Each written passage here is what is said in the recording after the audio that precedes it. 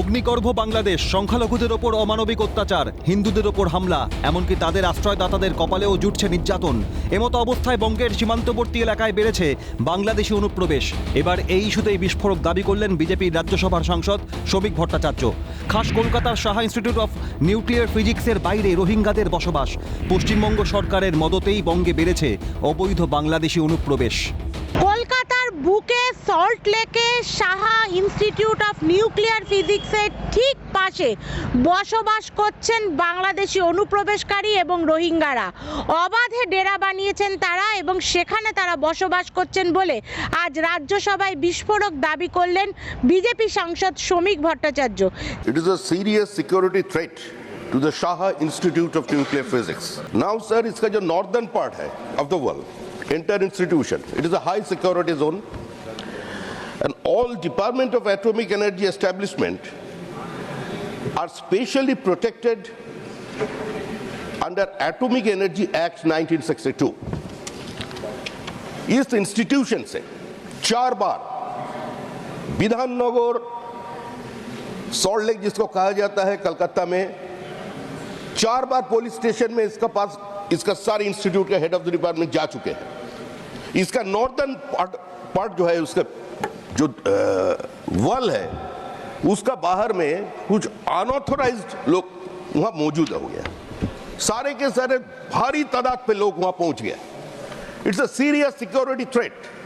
All are Rohingyas, all are Bangladeshi infiltrators. Unfortunately, we are living in a such state where infiltration being welcome.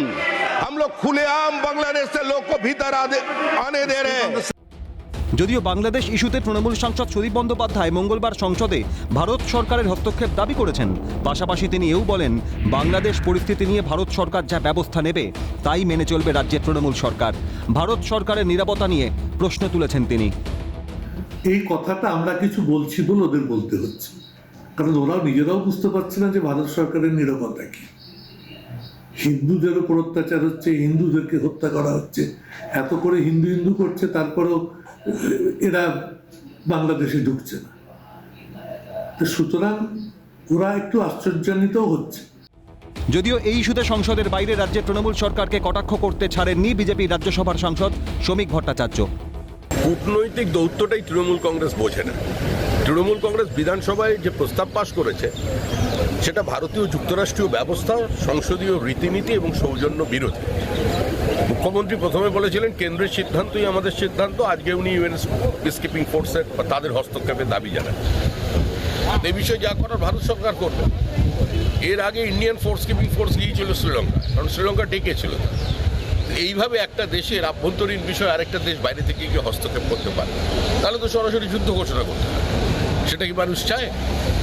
এদিকে বিজেপির সাংসদ জগন্নাথ সরকার বাংলাদেশ ইস্যুতে পশ্চিমবঙ্গে হিন্দুদের ওপর অত্যাচার সহ বাংলাদেশি অনুপ্রবেশ সবকিছু নিয়ে পশ্চিমবঙ্গ সরকারকেই দোষেছেন। 693 মধ্যে 400 জন ছেলে ছিল বাঙালি সমাজ, হিন্দু বাঙালি সমাজ, আর তারা আজকে স্বাধীনতার পর নির্যাতিত।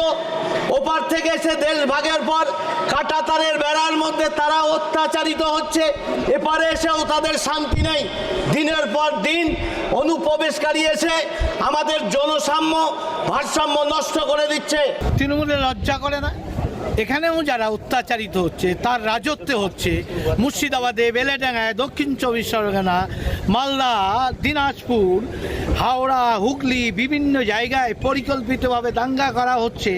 এখানকার বাঙালি হিন্দু সমাজের উপর অত্যাচার হচ্ছে। সে ব্যাপারে কেন মমতা ব্যানার্জি কথা বলছে না? ওপার বাংলায় যেটা হচ্ছে, এপার বাংলার যে ভারতীয় নাগরিক ওপারে গেছে তার উপর অত্যাচারিত হয়েছে, সে ব্যাপারে মমতা ব্যানার্জি কেন মুখ খুলছে না ভোটের লোভে? তাই এদের লজ্জা করা উচিত। সংসদের শীতকালীন অধিবেশনের 7ম দিনে সুষ্ঠু আলোচনায় সমৃদ্ধ ভারতীয় গণতন্ত্র, বঙ্গের 2 বিজেপি সাংসদের অনুপ্রবেশ ও বাংলাদেশ প্রসঙ্গে উত্থাপনের সীমান্তের প্রকৃত চেহারা ফুটে উঠছে। মন্তব্য রাজনৈতিক বিশ্লেষকদের। ইন্দ্রাণী দাশগুপ্তের রিপোর্ট, ক্যালকাটা নিউজ।